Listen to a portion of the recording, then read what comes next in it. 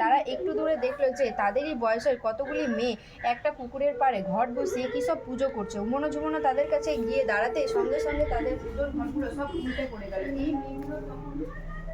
সেই মেয়েগুলো তখন খুব রেগে গিয়ে বললো, কোথা থেকে অলৌকিক এলে তোমরা যে আমাদের পুজোর ঘরগুলো সব উল্টে পাল্টে গেল। উমনো ঝুমনো তখন খুবই কাঁদতে কাঁদতে সেই মেয়েগুলোর কাছে তাদের দুঃখের কথা বলতে গেল। সব ঘটনা শুনে তাদের উপর মেয়েগুলোর খুব দয়া হলো। তারা উমনো ঝুমনোকে বললো, তোমাদের কোনো ভয় নেই, কাঁদতেও হবে না, তোমরা আমাদের মতো ইতু পূজা করো, তাহলে তোমাদের আর কোনো দুঃখ থাকবে না। যাও, এখন তোমরা ওই পুকুর থেকে স্নান করে এসো। সেই মেয়েদের কথা মতো উমনো ঝুমনো সেই পুকুরে নেমেছে। অমনি সেই পুকুরের জল সব শুকিয়ে গেল।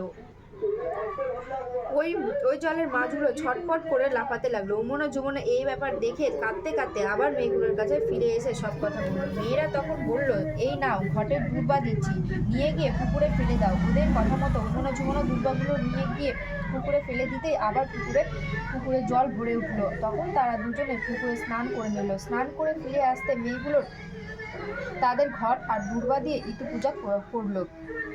পুজোর পর তারা বলল, এইবার ইতুর কাছে বর চেয়ে নাও। উমনো ঝুমনো তখন ইতুর কাছে বর চাইল।